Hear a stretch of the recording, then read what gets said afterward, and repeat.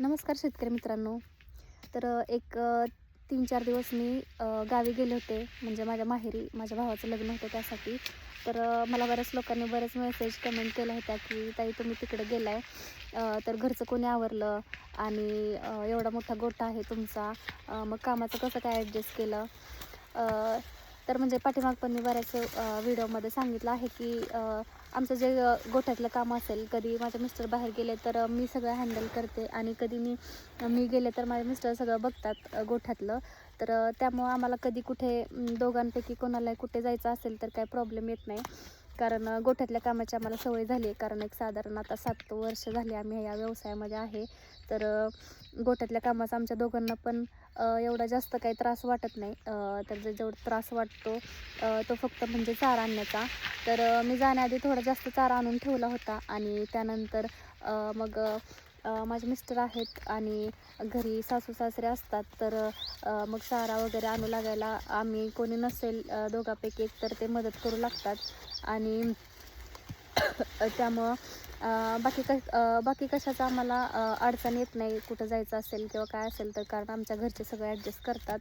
आणि घरच्यांची साथ सगळ्यात जास्त महत्त्वाची असते, कारण रोज काम करून करून पण माणूस वैतागून जातो कामाला.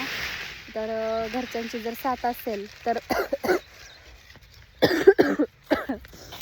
तर म्हणजे असं अडचणीच्या वेळी किंवा आपल्याला कुठं जायचं असेल तर त्यावेळी घरच्यांची साथ सगळ्यात जास्त महत्त्वाची असते. आणि सगळ्यांनी जर एकमेकांना आधार दिला, एकमेकांना समजून घेतलं तरच कुठेतरी म्हणजे तुम्ही सुखी समाधानी आयुष्य जगू शकता, असं मला वाटतं. तसं तर 2 दिवस झाले मला येऊन, पण तब्येत खराब असल्यामुळे मी काय 2-3 दिवस झाले व्हिडिओ असे काय बनवले नाहीत. पण आज आलतो शेतात तर मका काढून झाली आहे.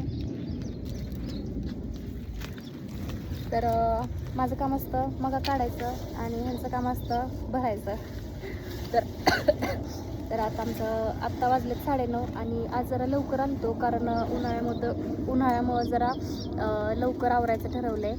आता मका पण भरून झाले बघा. ही अशी चाकावरती चढून एवढी गाडी भरावी लागते. तर काही लोक मला म्हणतात की ताई तुम्ही किती काम करता, तुमचे मिस्टर काय करतात. तर मी फक्त कॅमेरासमोर असते म्हणून माझं कष्ट दिसतं, पण माझ्यापेक्षा कितीतरी पटीने जास्त कष्ट माझ्या मिस्टरांचं आहे असं मला वाटतं. आणि भरून झाल्यात आम्ही घरी निघणार आहे. आणि बऱ्याच लोकांनी विचारलं होतं बरं का की ही गाडीची सिस्टीम तुम्ही काय करून घेतली, एकदा दाखवा. ते पण दाखवते.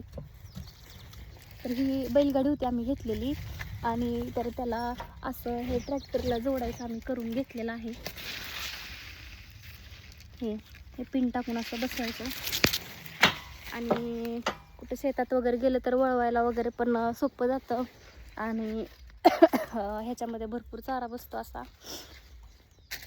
आणि ह्या गाडीसोबतच बऱ्याच लोकांनी विचारलं होतं की आम्ही जो गाडी आवरण्यासाठी हा जो पट्टा वापरतो, हा बेल्ट, तर तो कुठून घेतला आहे. तर माझ्या मिस्टरांचे एक मित्र होते ट्रान्सपोर्टमध्ये, तर त्यांनी आम्हाला हा बैलगाडी आवरण्यासाठी दिला होता. तर बऱ्याच लोकांनी विचारलं कुठं मिळतो, कुठून आणला, आम्हाला पण पाहिजे. तर आम्हाला पण माहीत नाही कुठून मिळतो, पण त्यांच्याकडे होता एक्स्ट्राचा, तर त्यांनी आम्हाला दिला. आणि दावा वगैरे असेल तर अशी जास्त आवडता येत नाही गाडी, किंवा एकतर आमचं शेत लांब आहे घरापासून आणि घरी जाईपर्यंत मग ते धडधडीमध्ये वगैरे रस्त्याने ते सैल होतं किंवा कुठे मका घसरते असं काय होतं. तर ह्या बेल्टमुळे एवढी पॅक मका बसते ना, एक मोड पण कधी हलत नाही.